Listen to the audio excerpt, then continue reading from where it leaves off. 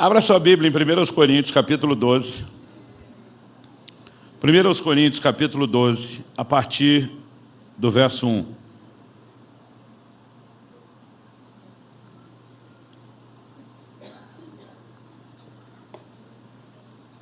Nós vamos ler do verso 1 até o verso 11. Depois a gente volta detalhando os versículos. Irmãos, não quero que vocês estejam desinformados a respeito dos dons espirituais. Muitas versões dizem, não quero que sejam ignorantes a respeito dos dons espirituais.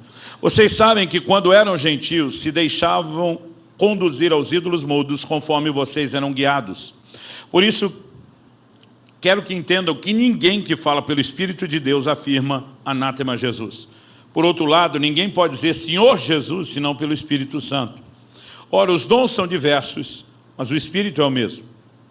E também a diversidade nos serviços, mas o Senhor é o mesmo. E a diversidade nas realizações, mas o mesmo Deus é quem opera tudo em todos. A manifestação do Espírito é concedida a cada um, visando um fim proveitoso. Porque a um é dada mediante o Espírito a palavra da sabedoria. A outro, segundo o mesmo Espírito, a palavra do conhecimento. A um é dada no mesmo Espírito a fé, a outro no mesmo Espírito dons de curar, a outro operações de milagres, a outro profecia, a outro discernimento de espíritos. A um é dada a variedade de línguas e a outro capacidade para interpretá-las. Verso 11, mas um só, e o mesmo Espírito, realiza todas essas coisas, distribuindo-as a cada um, individualmente, como Ele quer. No capítulo 14, o apóstolo Paulo vai abordar a edificação que pode acontecer na igreja, quando fluímos de forma correta nos dons, e no verso 7 ele apenas fala de um fim proveitoso.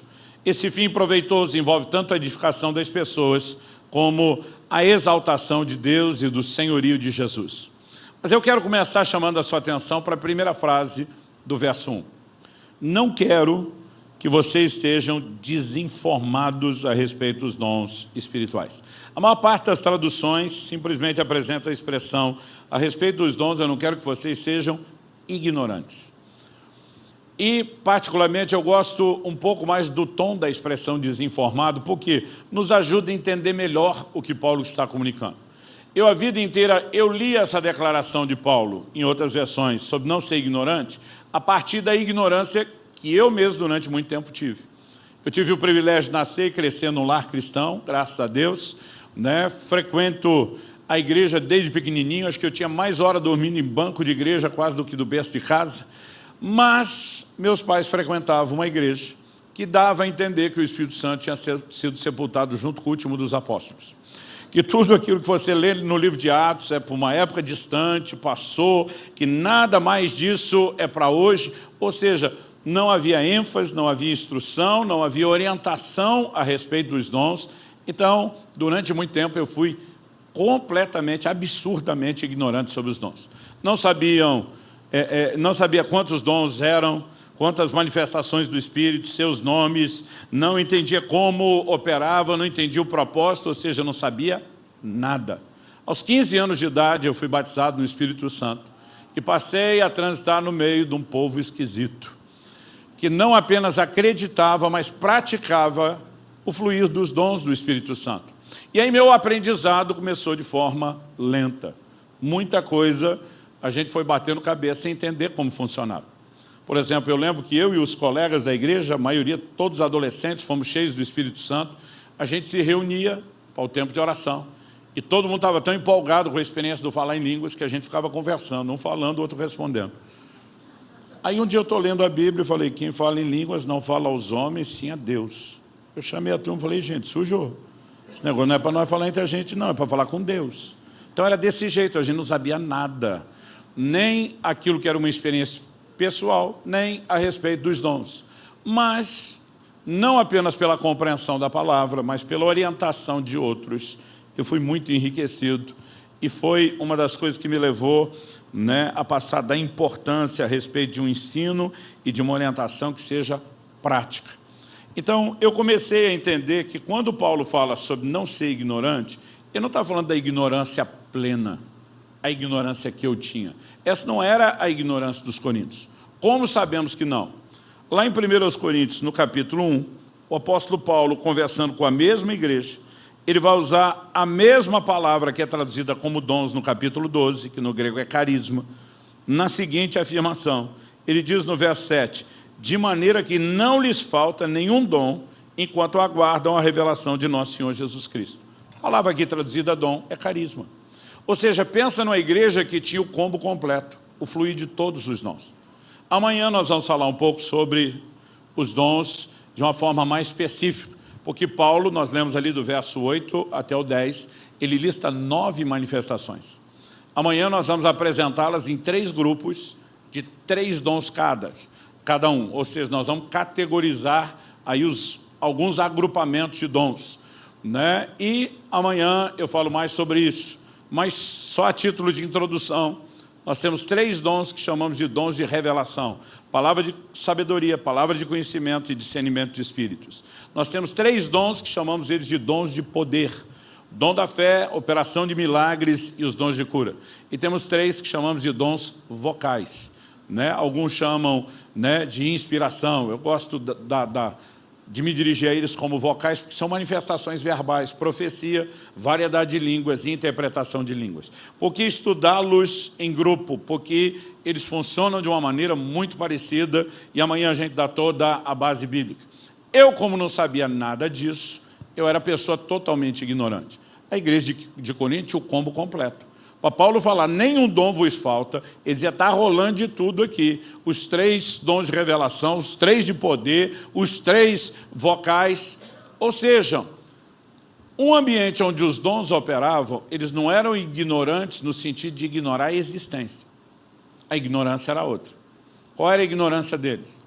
Pelo volume de correção, que vai se concentrar mais no capítulo 14 até do que no 12, nós percebemos que Paulo está enfatizando um elemento, que eles não deveriam ignorar o funcionamento correto dos dons. Ou seja, a igreja não precisa apenas saber que tem dons, ela precisa entender qual é o funcionamento correto. Então Paulo vai dizer, quando um estiver profetizando, se for revelado algo ao outro, o primeiro dá a vez. Ele diz, mas quando vocês forem falar aos profetas, 2, no máximo 3. Não vai profetizar, todo mundo está na reunião. Ele diz, os outros são os outros profetas, julguem. Ele está dizendo, porque essas manifestações também precisam de supervisão. A maior parte das orientações são de ordem prática. Paulo diz, vai falar em línguas que haja quem interprete. Se não tem intérprete, fala com você e com Deus. Não é que é proibido falar em língua, mas o seu irmão não precisa ouvir o que ele não vai entender. Então ele está dando orientações práticas a respeito do quê? Do funcionamento correto dos dons. E eu quero mexer nisso porque a maioria de nós ignora o aspecto prático da operação dos dons, que eu já vou adiantar o assunto que eu vou explicar daqui a pouco. Algo que eu aprendi aos 15 anos de idade e me ajudou demais, foi entender que quando falamos dos dons, os resultados podem ser espetaculares, mas o processo é simples. Então não importa se estamos falando da direção do Espírito Santo na nossa vida no dia a dia, ou se estamos falando da operação dos dons, entender isso é uma chave. Tem muito crente que fantasia o que é os dons. Então assim, ele fica olhando, ele pode estar num ambiente onde os dons são praticados, exercidos, mas ele pensa, isso é para qualquer um, menos para mim. Né? É quase como uma percepção, esse negócio está tão longe, é tão difícil, que eu não vou dar conta. Então assim, a gente tem uma teoria lá em Curitiba, que a maioria dos pastores concordam, que célula difícil de multiplicar é célula boa. O que é célula boa? É o nosso conceito de antigamente, life group, né? Vamos usar a linguagem aqui. Cara, quando você tem um líder que ele tem palavra boa, ele sempre tem conselho, ele tem direcionamento, ele tem maturidade espiritual, e de alguma forma conseguiu ter naquela célula até louvor e adoração, ministro de louvor e dos bons. Quanto melhor é, de alguma forma os novos vão olhando e dizem, eu nunca vou conseguir ser um negócio desse. E a gente percebia que quando não era tão impactante, era mais simples, elas multiplicavam muito mais. Nós começamos a perceber que esse desenho se manifesta em todas as áreas da vida cristã. Muitas vezes, eu precisei sentar com gente que a gente estava discipulando, treinando e dizer, deixa eu contar para vocês os podres, as mancadas, os erros, as falhas, o que a gente vai passando no processo antes de chegar lá, porque se vocês acham que vão dar um salto, vocês vão se frustrar, e alguns acreditam que o salto não é possível. Então, deixa eu falar sobre os dons. Nós precisamos entender a simplicidade do processo. Porque se isso for entendido, você vai dizer, eu também consigo, eu também posso. Até porque não diz respeito a ser a sua capacidade. Mas se você não entender como o Espírito Santo se move e como é a interação dos dons, você também vai ficar fantasiando algo que não é real.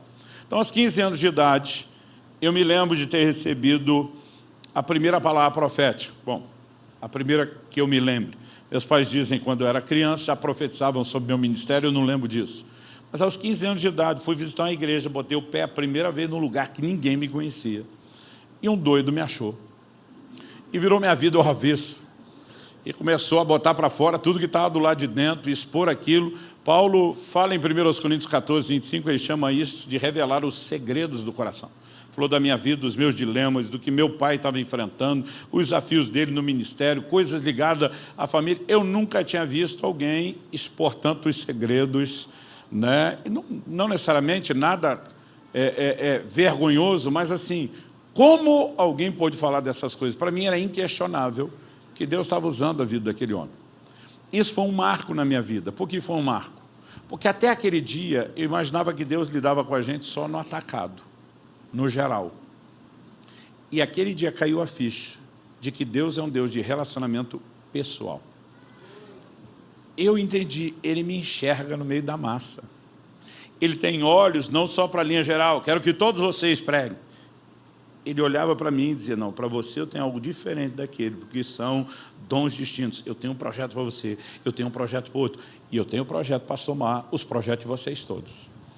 Sabe, aquela coisa de repente começou a ficar clara. Ele está enxergando meus problemas, meus dilemas, ele está fazendo promessa do que ele vai fazer na minha vida. Isso foi o ponto de virada. Aquilo gerou uma diferença tão grande, tão impactante no meu relacionamento com Deus, que um dia eu comecei a falar para Deus, falei, Senhor, os crentes precisam descobrir o que eu descobri. Eles vão endoidar que nem eu. Eu tenho certeza. Eles precisam entender o relacionamento pessoal. Mas eu, no auge da sabedoria dos meus 15 anos, pensei, o que é que está faltando para a igreja de Jesus? Falei, se eu só descobrir isso com profecia, o que deve estar faltando é profecia. Mal sabia eu que alguns arraiais estavam sobejando profecia e que o negócio estava uma bagunça. Mas como no meu faltava, eu pensei, está faltando isso. Depois, obviamente, você vai compreendendo alguns outros detalhes. Mas pensei, se está faltando, não deve ser má vontade de Deus, porque Ele é o maior interessado nisso. Falei, então talvez falte profetas. Foi nesse dia que eu tomei a decisão, eu me ofereci. Falei, quero te ajudar a resolver o seu próprio problema. Estou me candidatando para ser profeta. As pessoas perguntam, pastor, como foi seu chamado? Eu gosto de brincar respondendo a citação do outro pastor. Falou, até hoje estou tentando descobrir se ele me chamou ou eu que me ofereci. E eu me ofereci. Falei, eu quero te ajudar. Só que eu não sabia nada do assunto. Então pensei, com quem que eu posso aprender? Com o cara que Deus usou para me falar aquelas coisas todas.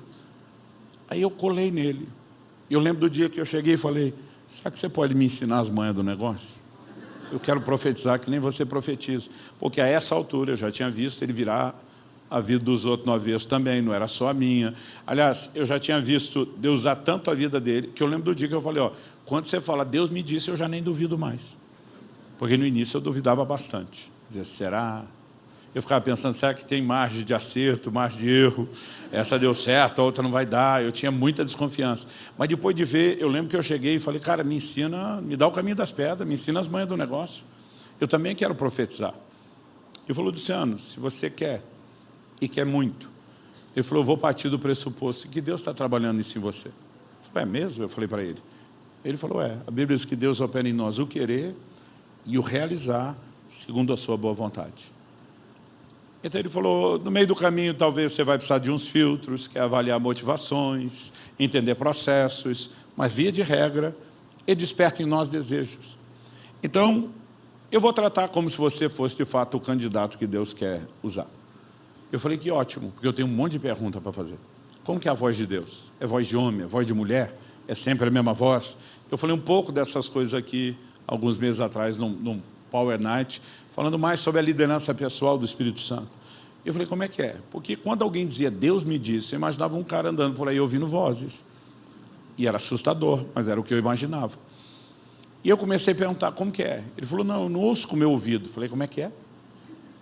Você não ouve com o ouvido, você ouve com o quê? Ele falou, não, Deus fala comigo do lado de dentro. Eu falei, então você tem um ouvido lá de dentro, além dos dois de fora. Ele falou, não, não é. É uma coisa mais simples. Ele falou, Luciano, você vai ter que desmistificar o que você imaginou. E aí eu falei, mas se não é um ouvido dentro, como é que ouve? Ele falou, vamos mudar a ideia do ouve e tentar explicar o seguinte, pensa uma coisa simples, parecida com um pensamento ou um sentimento. Quando ele falou isso, me ofendeu. Porque foi como se alguém chutasse os castelinhos de areia que eu tinha fantasiado. Eu falei, peraí, se é tão parecido com um pensamento ou sentimento, o que garante que não é você pensando ou sentindo? Ele olhou para mim e falou, aquela palavra que eu te der era eu pensando ou sentindo. Eu falei, não, aquela foi boa pra caramba. Porque você não tinha como saber nada daquilo, sem chance de ser você pensando ou sentindo. Ele falou, eu só estou tentando simplificar o processo. Resultado pode ser espetacular, processo é simples. Então ele falou, eu preciso te ajudar a entender essa simplicidade, senão você não vai a lugar nenhum. Porque se você não entender como é que o Espírito Santo fala, você não vai ser um bom parceiro para ele. Aí ele olha para mim e ele teve muita sabedoria usar isso. Ele falou, você tem certeza da sua salvação? Eu falei, tenho. Ele falou, quanto? Eu falei, muita. Se morresse hoje, eu falei, não importa o jeito. Na hora, eu estava do lado de lá, ia me encontrar com o Senhor Jesus, não tenho dúvida. Ele falou, como é que você sabe? Eu falei, sei lá, como é que eu sei? Eu sei. Ele falou, Jesus já te apareceu para te dizer pessoalmente, eu te garanti com o meu sangue, tu está dentro. Eu falei, nunca vi a cara dele. Ele falou, mas um anjo apareceu com uma cópia autenticada do livro da vida, tá aqui o número de protocolo tal, apresenta na entrada, você está garantido. Eu falei, também não rolou. Ele falou, mas você viu o céu? Eu falei, também nunca. Mas ouviu uma voz de trombeta chamando seu nome? Também não. Ele falou, você nunca viu e ouviu nada? Eu falei, não. Ele falou, você não sabe nem se o céu existe. E vai ter certeza que é salvo? Eu falei, eu sei que eu sou salvo. Eu sei porque sei, porque sei. Hoje eu teria dito, como é que eu sei? Não sei. Mas que eu sabia, eu sabia. Eu só não sabia como é que eu sabia, mas eu sabia. E ele me ajudou a descobrir de onde vinha tanto sabimento. Sabeção. E ele falou assim, eu quero te mostrar. Eu uso isso só para mostrar que eu aprendi a palavra certa. Ele falou, eu quero te mostrar qual é a fonte da sua sapiência. Como é que você sabe?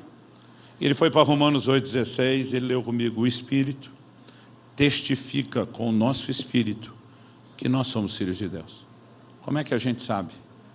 Testificar é sinônimo de testemunhar. Se o testemunho vem dentro de nós, no nosso espírito, a gente chama isso de testemunho interior. Por meio do testemunho interior, a gente sabe que é filho de Deus. E a partir daquele dia eu comecei a entender como é que eu sabia. Então é ele que traz... Ele falou, Luciano, se não é um assunto tão importante como esse. Ele decidiu falar conosco sem precisar dar uma visão espetacular. Nem você ouvir uma voz audível. Por que é que você acha que no dia a dia, em outras manifestações, a coisa não pode ser tão simples? E de repente a ficha caiu. Eu falei, me fala mais sobre isso. E antes de falar o que ele falou, eu quero chamar a sua atenção aqui para o texto que nós lemos de 1 Coríntios 12. Porque a primeira coisa que Paulo fala, olha, vocês não podem ser ignorantes. No verso seguinte, o 2, ele diz, vocês sabem que quando eram gentios, que conversa é essa, eram gentios? Paulo está falando com a igreja de Corinto, na Grécia. O que é um gentio? Todo não judeu é um gentio. Então, assim, todo mundo era gentil. Mas como no Antigo Testamento? Porque os judeus eram o povo que primeiro correspondeu a Deus, entrou com aliança, era o povo separado. Eles passaram a usar a expressão gentil para falar do pagão que não conhece a Deus. Então Paulo está dizendo, quando vocês eram gentios, é tipo, espiritualmente falando, antes da conversão, vocês eram levados onde?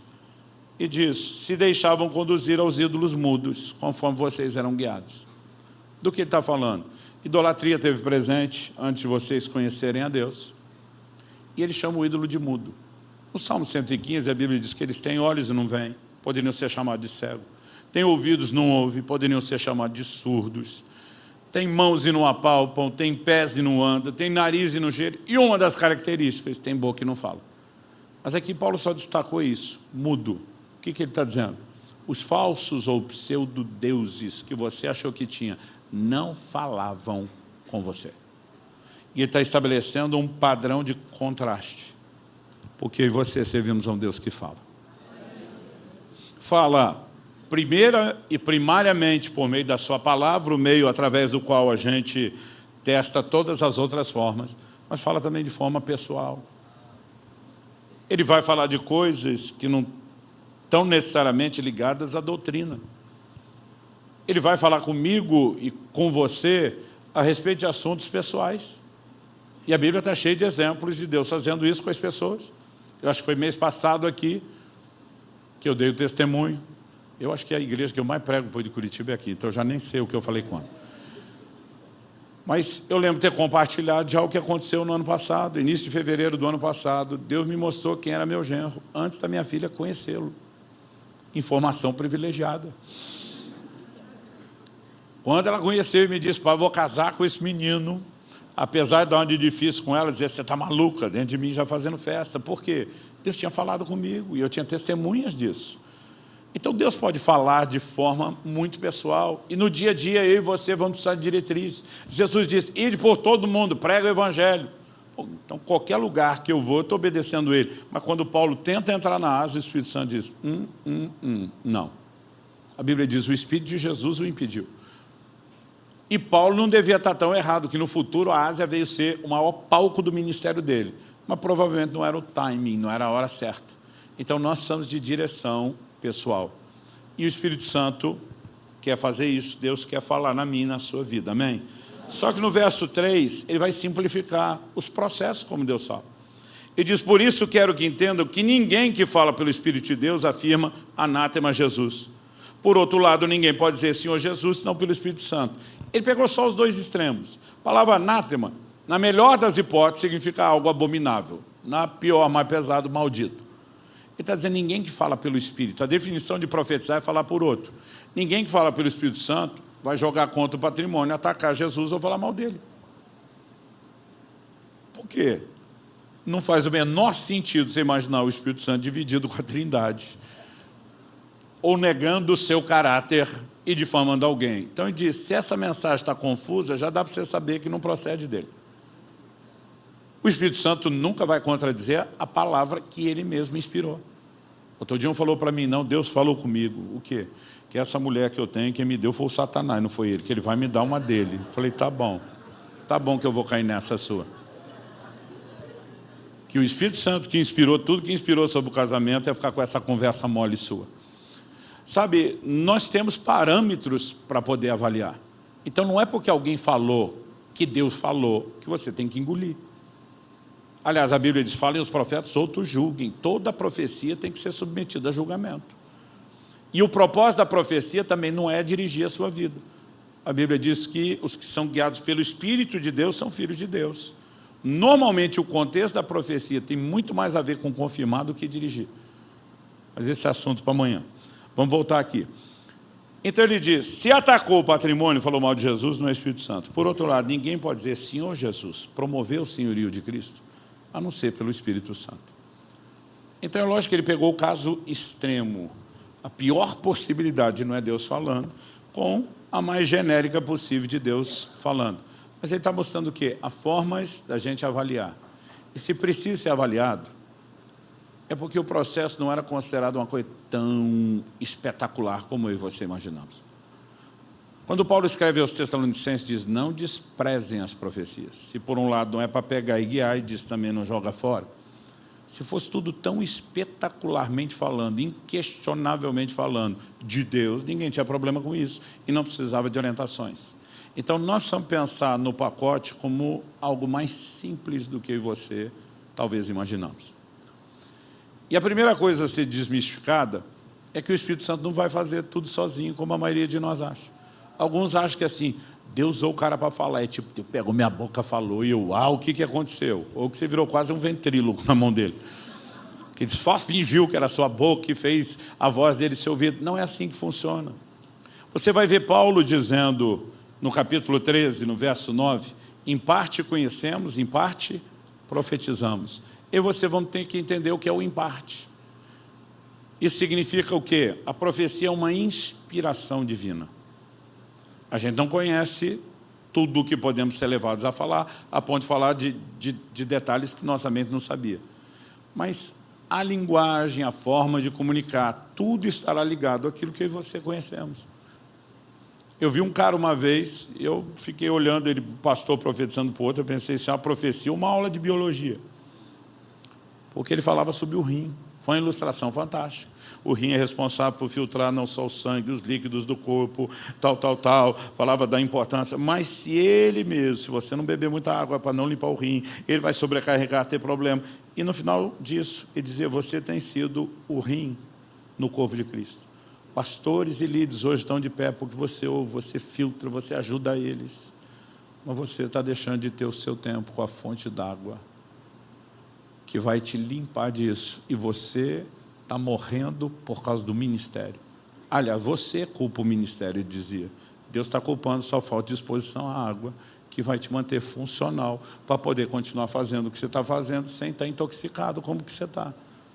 E eu fiquei, uau, isso é uma profecia, uma aula de biologia, porque nem na escola eu lembro ter aprendido tanto sobre o rim como nessa palavra profética.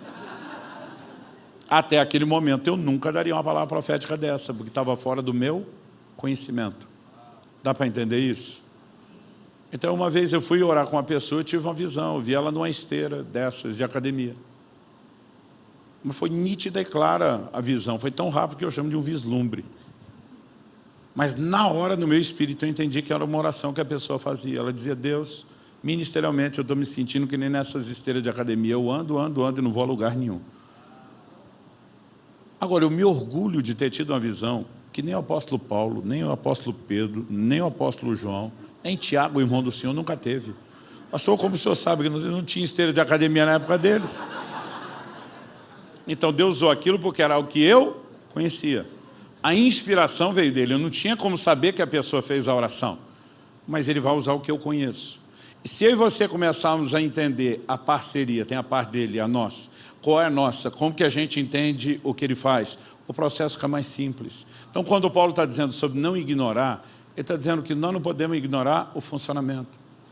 E a primeira bandeira que eu quero levantar aqui, falando sobre os dons, é o resultado pode ser espetacular, mas o processo é simples. A gente tem que entender isso. Então, enquanto eu estava lá questionando aquele pastor e ele tentando me fazer entender a simplicidade do testemunho interior, eu lembro que ele falou uma coisa que eu não vou esquecer. A gente tinha um grupo de jovens, saíam às ruas evangelizar e toda hora ele tinha que alinhar as coisas lá, porque a maior quantidade de B.O. que rolava no grupo era que a galera solteira, cheia de Deus, olhava para aquele grupinho e dizia, aberta a temporada de caça, é aqui que eu vou achar meu casamento, né? E ele dizia, gente, você não pode porque olhou o outro, achou bonitinho e um pouquinho mais crentinho, já tentar definir a sua vida e o seu futuro. Então ele tentava orientar nós, os mais imaturos, dizendo, olha, o casamento não é só união de pessoas, tem que ser de propósito. Você tem que conhecer o mínimo do que Deus tem para a vida do outro, tem que saber se vai dar conta de relacionar, né, por muito tempo, se vai ter algo tão interessante quanto você acha que tem. Então, ele dizia, não chega se declarando porque achou bonitinho.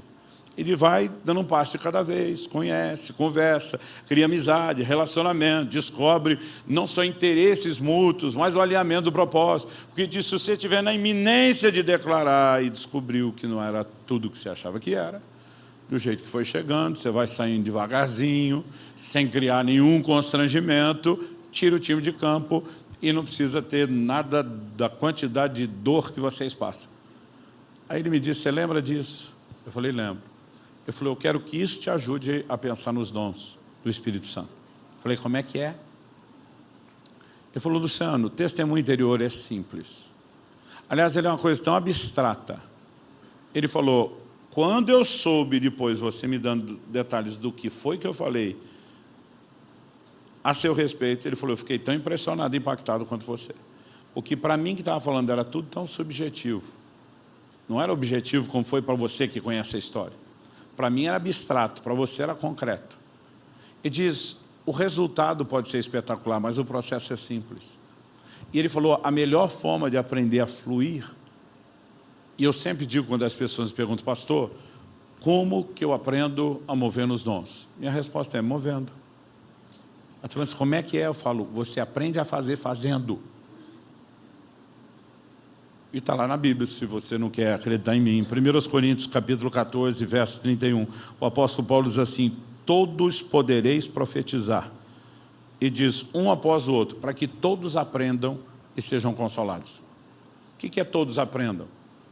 Ensino na Bíblia não é baseado em palavra profética de inspiração.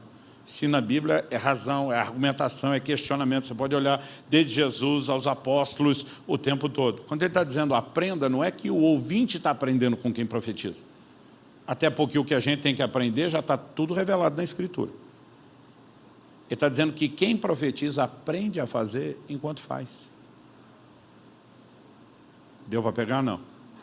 Como é que você aprendeu a andar de bicicleta? Andando e? O problema é que nos dons a gente não quer cair.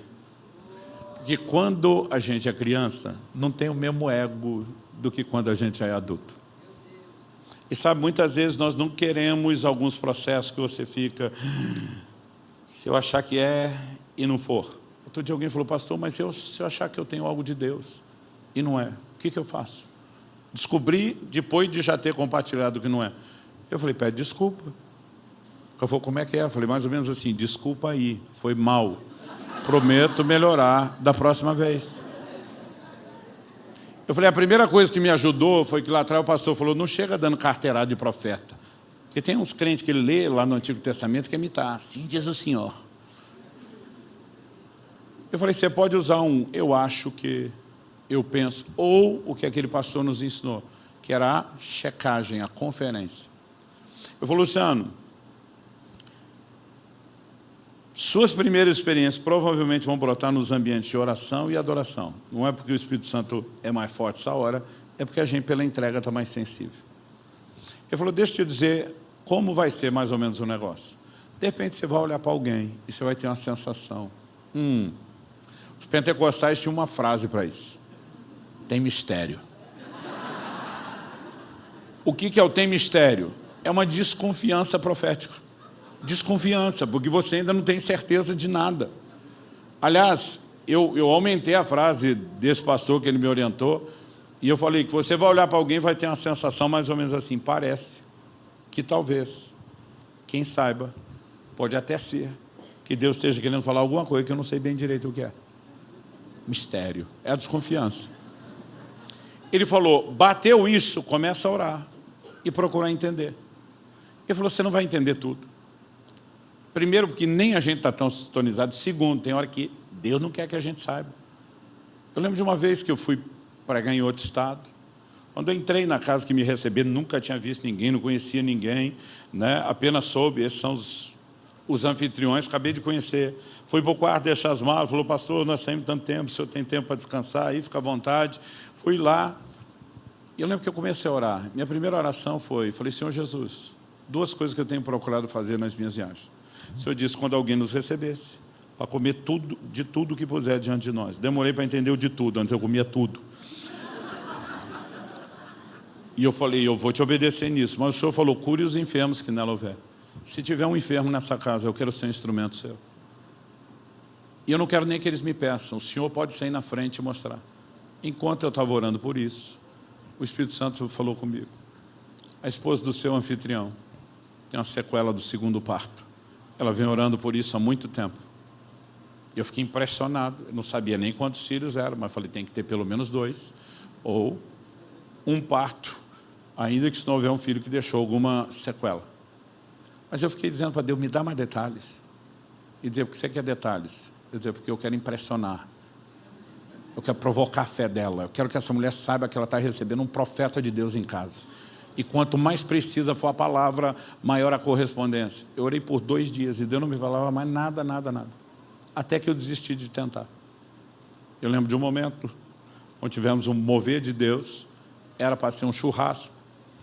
Ninguém comeu as carnes, porque queimou tudo na churrasqueira, porque o mover de Deus pegou lá, nós esquecemos o negócio. Nem os cachorros quiseram, tão queimado que estava, para você ter ideia. Mas eu lembro que nessa hora eu desisti de esperar, fui até ela e falei, olha, desde que eu cheguei, Deus me mandou liberar cura sobre você, eu quero impor as mãos.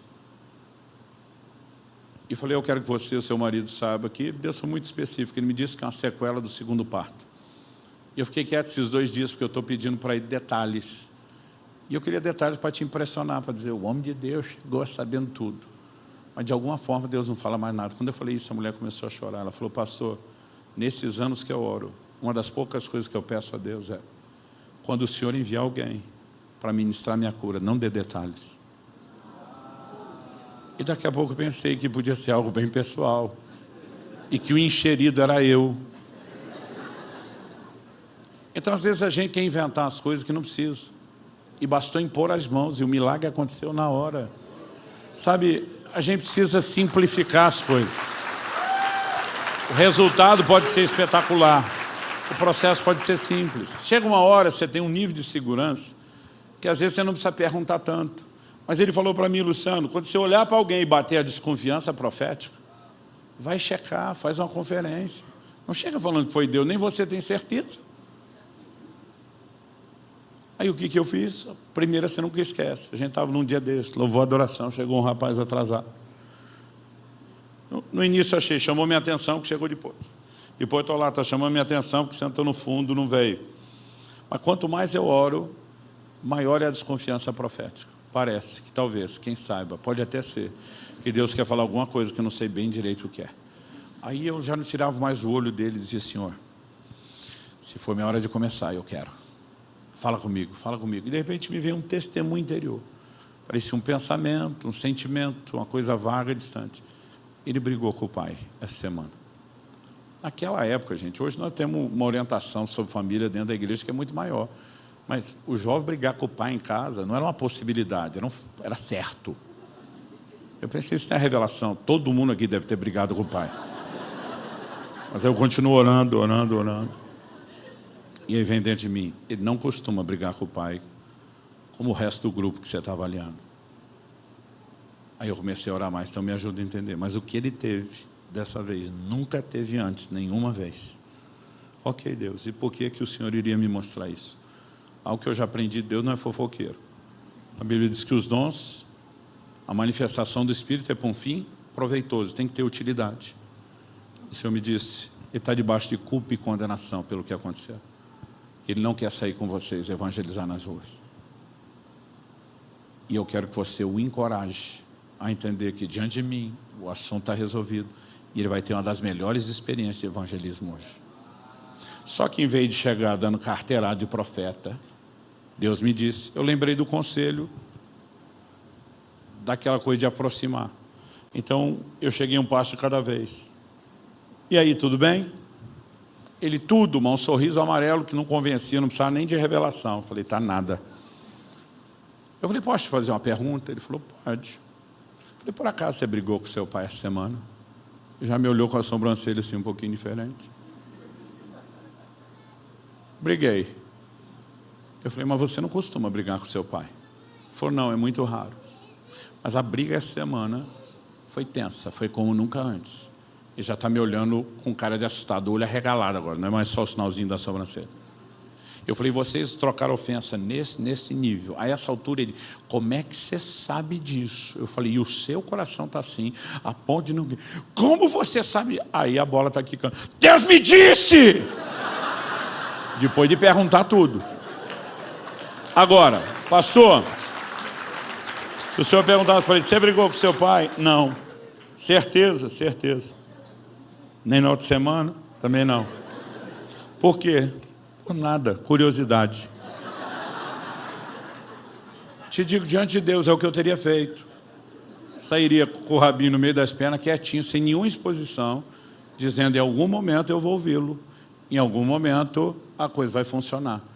Não existiu nada na minha história, falando do fluir dos dons, tão libertador como esse nível de compreensão, de simplificar o processo. O resultado pode ser espetacular. O processo é simples. Eu falei que o pastor Eibe me deu uma oportunidade de ministrar aos pastores da paz e que ele me deu muito tempo para falar sobre os dons. Então lá a gente ensinava, contava experiência e podia ter o laboratório prático de ir movendo os dons e indo explicando o que estava acontecendo. E teve uma hora que eu estava orando, não contei isso aqui, né? Foi só na outra. Ok. Tem hora que dá um escreve por cima. Esqueci o nome disso. Se eu falar alguma coisa que eu estou falando de novo, vocês me ajudam. Não você que está ouvindo a primeira vez, que não sabe o que eu falei antes. Tem hora que a gente pergunta, falou não, eu digo, mas estava no outro, não. A gente estava num momento e começamos a ter um mover de cura. A gente estava falando sobre os dons de poder, os dons de cura, e o pau começou a quebrar, as curas rolando. Daqui a pouco, eu olho na primeira fila, que era onde o pastor Eibe estava, sumiu o pastor Eibe. Não sei porque eu pensei em olhar para ele ou procurar, mas aquilo me chamou a atenção. Aí eu continuo orando. Daqui a pouco vejo o pastor Eibe em pé lá no fundo, conversando com o Josias, sobrinho dele, irmão do Isaías. É coisa rara você ver o Eibe falar com alguém na hora da reunião. Eu já tentei, já levei umas invertidas. Com amor e carinho, como ele sabe fazer. Tipo, depois.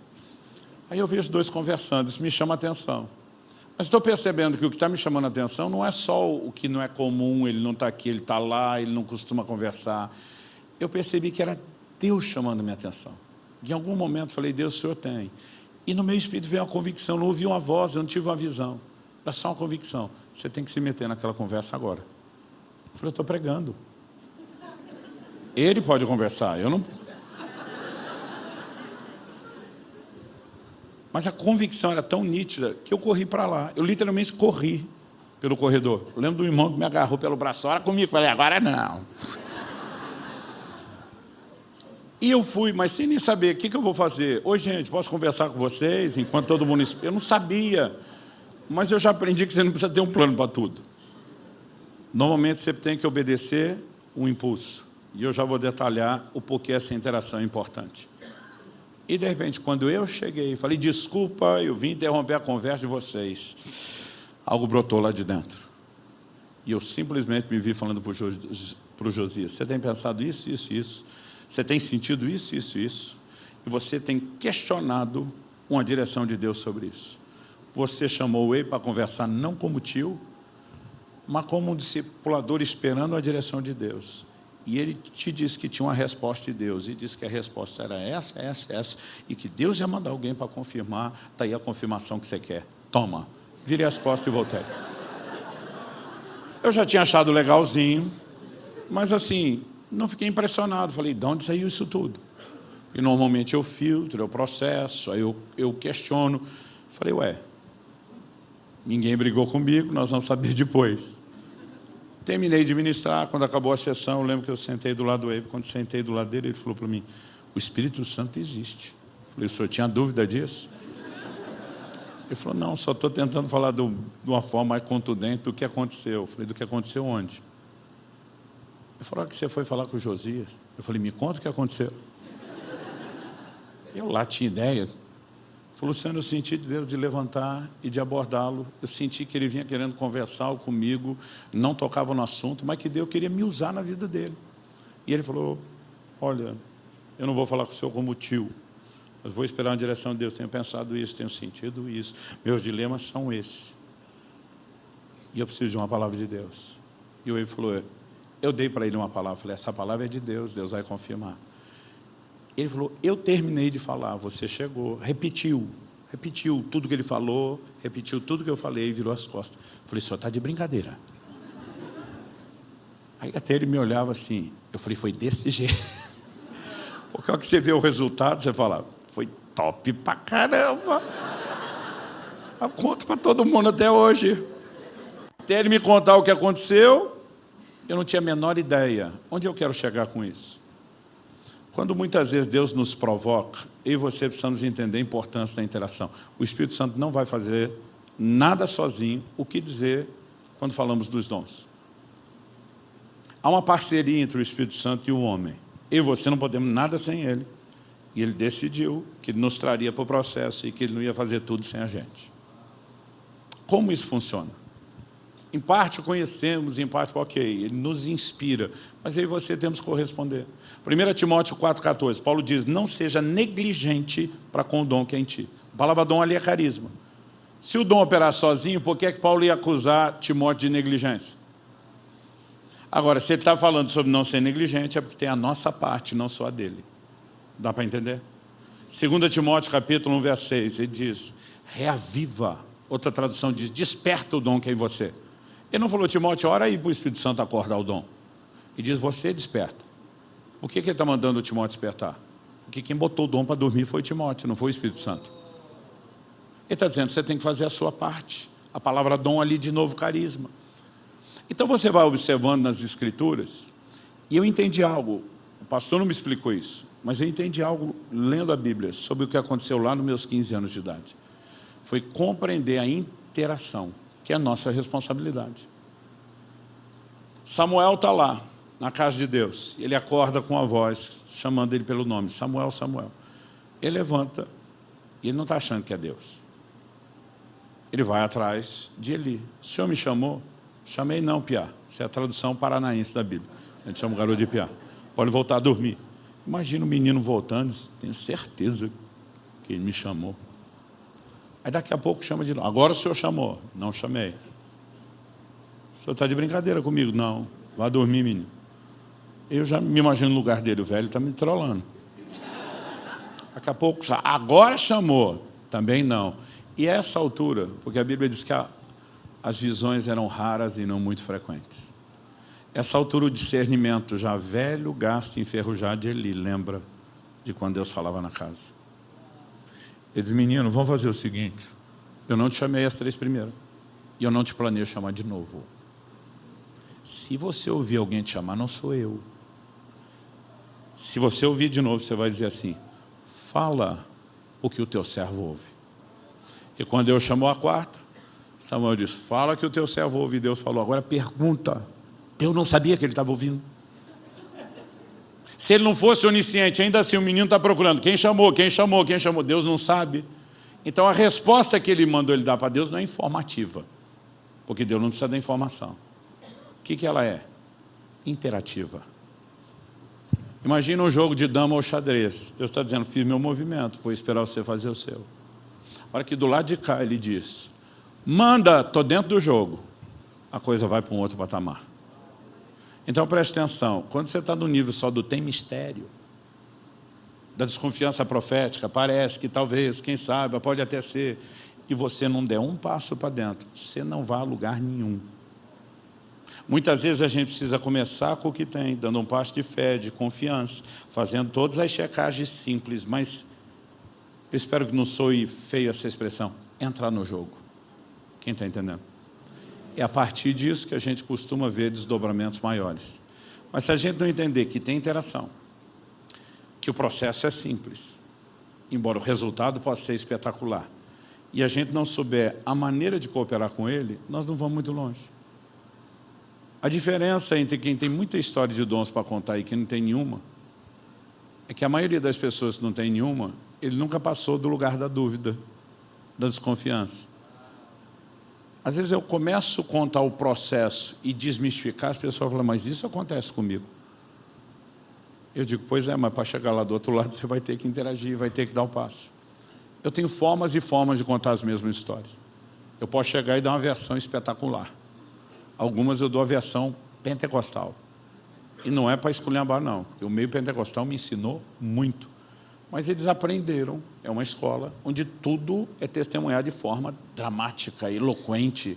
E aí você fica imaginando um negócio que não é bem o que é. Quando eu comecei a andar com esses caras e vi a coisa acontecer, eu dizia, não é que o que ele contou é mentira, mas baseado em fatos reais, ele deu uma descrição bem empolgante. O processo é mais simples. O resultado é exatamente o que ele apresentou. E quando você entende isso, fica mais fácil interagir com Deus. Eu acho que essa é a nossa primeira chave, é a chave dessa noite. Entender que tem interação, entender que o processo é simples, embora o resultado seja espetacular, e que está ao alcance de cada um de nós. Paulo está falando sobre os dons do Espírito, quando ele vai falar sobre sermos membros diferentes no corpo de Cristo. Isso significa o quê? Nós não vamos fluir igual. O único cego que eu vi ser curado do meu ministério até hoje era cego de um olho só, estava orando pelo outro olho. Eu tenho até vergonha de dar o testemunho. Mas eu tenho amigos que têm muito mais resultado nessa área. Agora, eu tenho outras áreas que os caras olham e falam assim, como é que esse negócio acontece tanto com você? Deus não nos chamou para ser iguais. Agora, o que você precisa descobrir é qual é o seu lugar no corpo de Cristo. Porque se você não é olho, mas é ouvido, não é olho nem ouvido, mas é boca, ou mão, ou pé, o que você não pode achar é que é uma verruga no corpo de Cristo. Que nem de enfeite dá para dizer que está lá. Ou um apêndice, se for tirado, não faz falta. Então eu quero provocar você a acreditar. Deus tem coisas extraordinárias para fazer através de cada um de nós. E Ele está esperando a gente entender a interação. A visão de Ezequiel, capítulo 47, eu quero encerrar com isso. Um anjo aparece para ele e diz, bora entrar nesse rio? Vem comigo. E ele acompanha o anjo. A Bíblia diz que eles mediram 1000 côvados, dá mais ou menos meio quilômetro. E a Bíblia diz que a água estava no tornozelo. Presta atenção, primeira coisa que muito crente não faz, ele não entra no rio, ele fica esperando o dia que o rio vai invadir a vida dele. Tem gente esperando um avivamento que é uma fantasia. Ele acha que ele vai acordar um dia, deu uma enchente espiritual. O rio inundou tudo. Não é o rio que entra na sua vida, é você que tem que entrar no rio. Agora, não acha que você deu 2 passos e já está onde deveria. Depois de meio quilômetro, nunca vi um rio tão raso. Água ainda no tornozelo. Mas eles não pararam. Por que não? Porque não era hora de parar. Se fosse, tinham parado. Eu quero que você memorize essa resposta. Eles não pararam. Por que não? Não era hora de parar. Aí o anjo disse, bora, mais 1000 côvados, mais meio quilômetro, agora 1 quilômetro ao todo.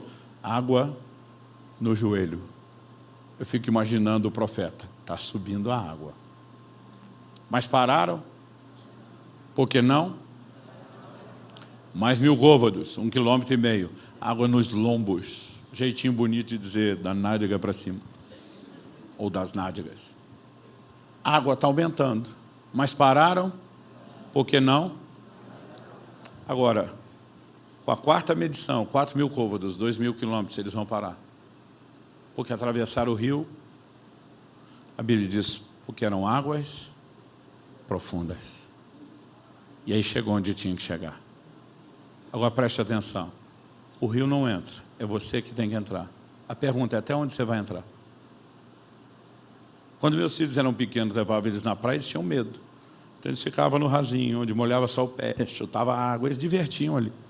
Mas à medida que foram crescendo, começaram a querer entrar mais, e mais, e mais. A pergunta é, até onde você quer entrar? Agora não adianta eu ter mais água, estou no joelho, do que eu tinha antes ou do que o outro tem. Não adianta só eu ter mais água do que os 2 primeiros níveis que eu já tive ou que outros ainda estão lá. Aqui tem uma progressão, mas até aqui eu ainda estou com o pé no chão. Pé no chão significa o quê? Quem está no controle sou eu. Eu vou para cá, eu vou para lá. Agora Deus está dizendo, eu quero te levar onde não dá mais pé. Água profunda é onde não dá mais pé, água para nadar. Porque é quando eu e você perdemos o controle. E aí é o rio que assume o controle. É ele que te carrega. Há um lugar de rendição progressivo. Paulo diz em 1 Coríntios 14, visto que desejais dons espirituais, procurar progredir neles. O que é progredir no dom? O Espírito Santo não vai melhorar o que ele faz aos poucos. Ele faz tudo direito. Eu e você vamos entender melhor o dom, vamos aprender a fluir melhor com ele. Nós vamos sendo refinados no processo de aprendizado. E a gente vai ter que ter um entendimento de que a gente vai ter que se expor um pouquinho. É por isso que vocês têm um privilégio gigantesco que muita igreja no Brasil não tem. Qual é o melhor ambiente para o treinamento dos dons? Isso se chama Life Group. Outro dia um cara foi num culto nosso lá em Curitiba, ele falou, pastor, eu estou frustrado. Eu peguei umas conferências suas de avivamento dos dons, o pau quebrar. Aqui vocês têm culto normal? Eu falei, todo domingo. Eu falei, defina normal. Porque para nós tem um padrão do que é bíblico, do que é certo, do que a gente precisa. Não, porque não viu o Senhor revelar ninguém, curar ninguém. Eu falei, meu amigo, presta atenção. Quando Paulo fala dos dons, ele sinaliza um ambiente. Ele diz, quando vos reunis, ele diz, um tem salmo, outro tem doutrina, outro tem revelação, outro tem língua, outro tem interpretação. Ele está dizendo que tem reuniões que a gente não vem receber, a gente vem para dar. São reuniões diferentes. Nessa que é para dar, ele quer que todo mundo participe. Você consegue imaginar se cada um aqui hoje à noite, só esse 500 mil de gente que nós temos aqui, cada um fosse dar uma palavra? Que hora que terminaria essa reunião? Mas aí não é nem só doutrina. Cada um fosse cantar, bom, se eu cantasse acabava a reunião. Não ia demorar mais. Mas cada um de nós fosse ter uma revelação. Ou seja, é possível praticarmos isso aqui? Não. Agora, é bíblico e tem que ser feito. Então, onde é o ambiente? As reuniões menores, nas casas. Nosso maior ambiente de treinamento, encorajamento e promoção dos dons, lá em Curitiba, são as reuniões nas casas. E sabe, nós precisamos entender que é nesse ambiente de menos exposição que você pode treinar, sem ser julgado. Dizendo, olha, estou sentindo uma coisa aqui, eu não sei se faz sentido. E só tem um jeito de você descobrir, é checando. E a checagem pode ser sábia, você não precisa começar falando em nome de Deus. Mas de repente você acorda com um negócio do nada. Ou vem, porque a gente tem mania, é da minha cabeça. Tem hora que eu penso assim, só tem um jeito de descobrir se é. Eu entrei um dia no meu escritório, entrei para pegar, escritório de casa, não era de trabalho, entrei para pegar um documento, me vem um negócio, liga para fulano. Um pastor amigo meu aqui de São Paulo. Primeira coisa que homem pensa, porque o nosso poder relacional é um pouco menor do que o das mulheres. Ligar para quê? Primeira coisa que você pensa, tenho nada para resolver. É raro um homem ligar e dizer, está tudo bem. O que você quer? Nada, só para nós papear para a gente é objetivo demais. Primeira coisa que eu pensei, ligar para quê? E aquele negócio, liga.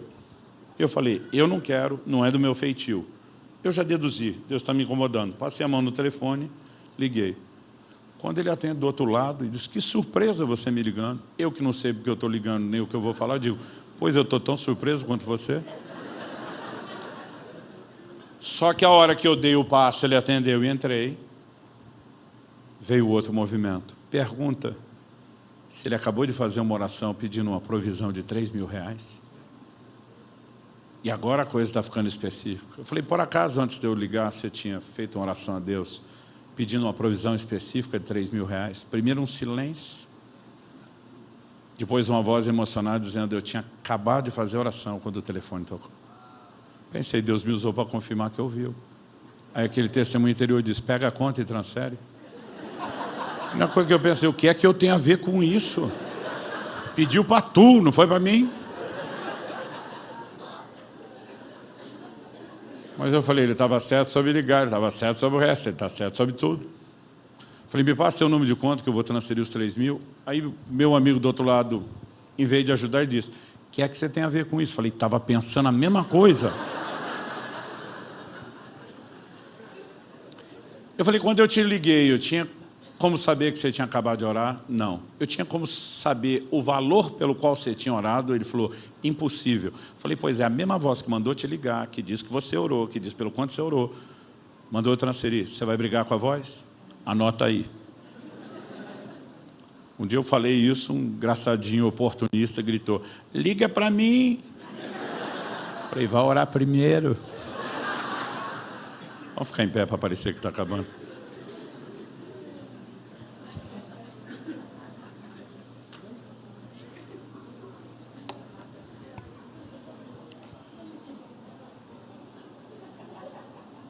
Eu quero te encorajar a respeito de algo.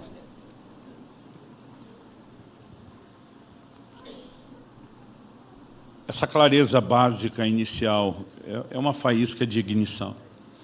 Mas você está num ambiente de ativação. E talvez você vai sentir que Deus te provocou de uma forma que não é só o que você ouviu. Talvez não, muitos de vocês vão conseguir perceber. Não é apenas alguém pilhando a gente. Me ouça com atenção, principalmente o som da casa. O que eu vou falar não se limita aqui. Mas há um movimento de Deus acontecendo aqui na Paz São Paulo. E se eu tentar explicar isso, eu vou dizer para vocês que o que está vindo agora não é comparado com o que já foi vivido até então. Eu não gosto de inventar nome para coisa que não tem nome. Mas se eu for tentar explicar, eu chamaria isso de uma unção de aceleração. Tipo, a mão de Deus vem sobre Elias, ele corre mais do que Acabe e os cavalos. E o maior impacto que nós vamos produzir, ganhando pessoas para Cristo, cuidando bem delas, que não é apenas a visão da igreja, gente, é o centro do coração do bom pastor. Ele passa por esse caminho dos dons do Espírito Santo. Quando você olha a maior parte dos testemunhos que estão registrados na Bíblia, eles não aconteceram dentro do prédio ou só dos cultos. A maior parte dos testemunhos estão do lado de fora. Seja para evangelizar, seja para fortalecer o cristão. E nós podemos viver isso em qualquer lugar, a qualquer momento, a qualquer hora. A gente precisa aprender a estar aberto a Deus, receptivo a Deus. Eu já vi bagunça em restaurante, em avião, em lugar que você nem imagina. De abordar a gente e dizer, olha, você não me conhece, e eu não te conheço. Mas tenho certeza que você está vivendo um problema com a sua filha, desce dessa forma, e a pessoa arregalar os olhos e dizer, você é um servo de Deus. Eu falei, pelo jeito a senhora é outra. Mas sabe, há um lugar onde não apenas nós vamos impactar mais gente, que será evangelizada, bem cuidada, mas a nossa própria relação com Deus vai mudando. A sensação de, Ele fala comigo, Ele me usa, tem um poder sobre a sua fé maior do que você imagina. E sabe, Deus quer, Ele é paciente, Ele não vai botar pressão, mas Ele não vai deixar de ficar chamando e convidando. Deus quer nos levar a um lugar de correspondência. E algo que eu entendi muito forte de Deus sobre esse fim de semana é que haveria uma ativação vinda do céu. Experiências novas e maiores estão a caminho. Conquistas novas e maiores estão a caminho. Mas sabe, o meu e o seu coração vai precisar desejar um pouquinho mais e interagir com Ele. Nós vamos precisar acreditar um pouquinho mais. Eu posso viver essas coisas. E eu quero te dizer isso, você não tem nem noção do quanto Deus ainda vai usar a sua vida. Mas o que Deus vai fazer é top. Vai ser bom demais. Amanhã a gente continua. Espírito Santo,